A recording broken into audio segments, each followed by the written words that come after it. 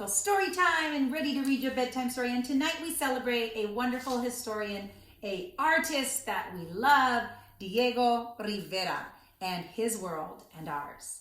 Here in Greenfield, we love arts integration and we love doing lots of pictures, arts in all of our classrooms. And so Diego is going to be highlighted tonight. So thank you for joining me here tonight for story time. Hola comunidad de Greenfield, soy Superintendent Galvan aquí con ustedes del sitio escolar de Greenfield, leyendo más historias, celebrando latino hispanos este mes.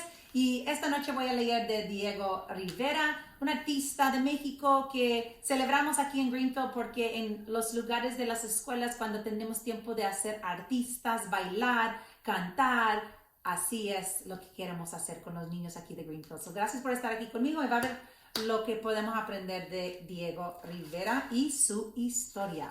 Gracias. All right, here we go. We're going to read about Diego Rivera and his life, his story, as we celebrate this month. Diego Rivera was born in Mexico in a city called Guanajuato, which means the land of the frogs. As a boy, Diego enjoyed playing with his trains, but more than anything, he loved to draw. Diego loved drawing so much that when he was a young man, he sailed on a ship across the ocean. He went to the city of Madrid in Spain to study art under the direction of a well-known painter.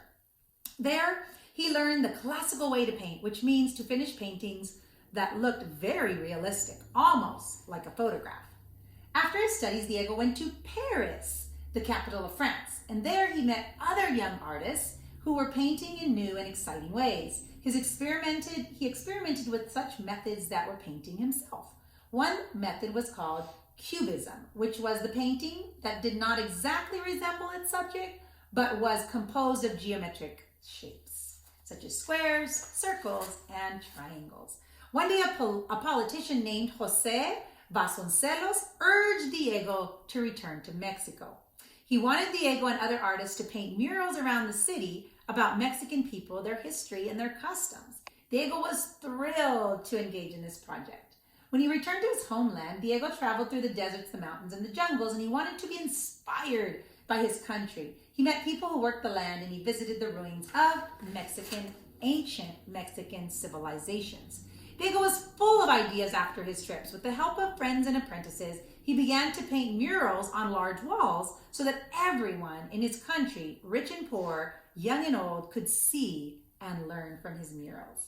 In his murals, Diego combined the classical way of painting he had learned as a young man and the new styles he had learned in Europe.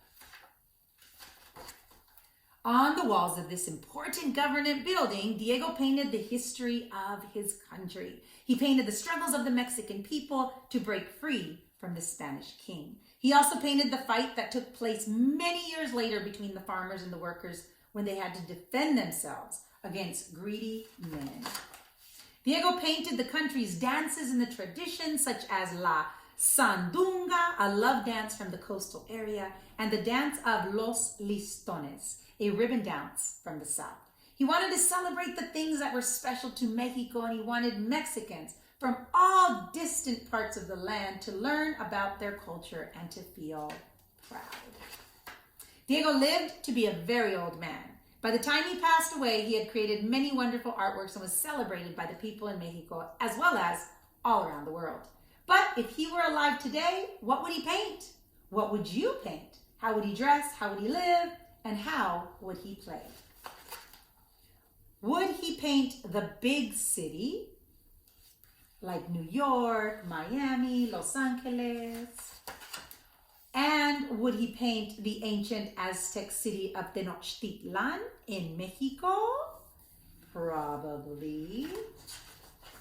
Or would he paint students like you sitting at your desks?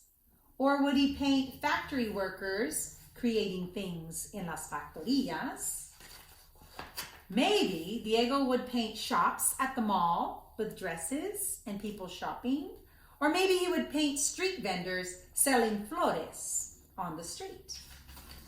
Perhaps Diego would paint los luchadores wrestling in their costumes. Or perhaps he would paint the Aztec warriors fighting the invading soldiers from Spain, los conquistadores. Would Diego paint our craze for monsters and creatures from outer space? Would he? Or do you think he would paint the god Quetzalcoatl, the serpent, the feathered serpent? Diego's murals teach us all about the past, but they also show us a better future for the common people. Diego imagined everyone, men and women, boys and girls of all ages and nationalities, living together and caring for one another. Today, Diego is not around to make that happen. So it's up to us, you and I, to make sure that our murals bring life to those who see them.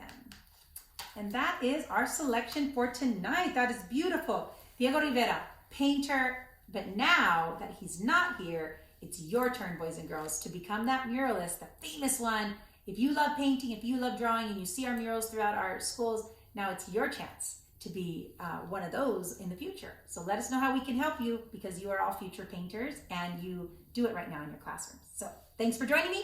Superintendent Galvan here with the Greenfield School District, sending a great big bear hug from our family to yours.